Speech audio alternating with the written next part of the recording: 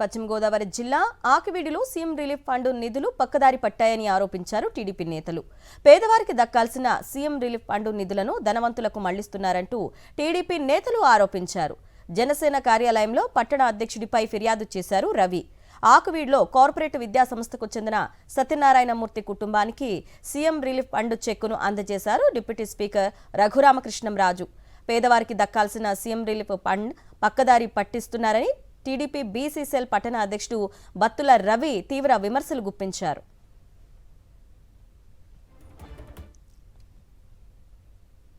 ఇదే అంశంపై అప్డేట్స్ మా ప్రతినిధి పోతురాజు అందిస్తారు. పోతురాజు, అసలేం జరిగింది?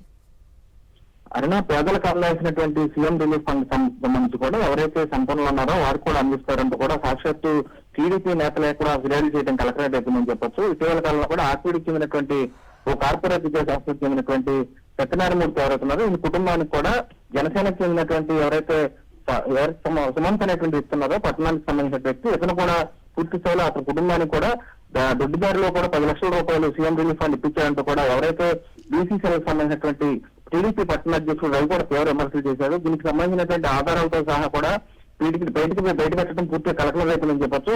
ఇతను ఏకంగా ఆకివీడికి సంబంధించినటువంటి టీడీపీ నేత ఎవరైతున్నారో జనసేన పార్టీ కార్యాలయానికి వెళ్లడంతో పాటు పూర్తిగా ఫిర్యాదులు కూడా చేయడం కూడా జిల్లాలో కూడా కలెక్టర్ అయిపోయిందని చెప్పొచ్చు. ఎందుకంటే పేదలకు అందాల్సినటువంటి నిధులు కూడా పక్కదారి పట్టించడంలో అధికారులు కానీ ఉన్నటువంటి నేతలు కూడా పూర్తిగా అతనికి సహకరించారని చెప్పి అతని ఫిర్యాదులో పేర్కొన్నాడు. ఇతనిపై చర్యలు తీసుకోవాలంటూ కూడా స్పష్టం చేసుకోవచ్చు కూడా కనపడుతుంది.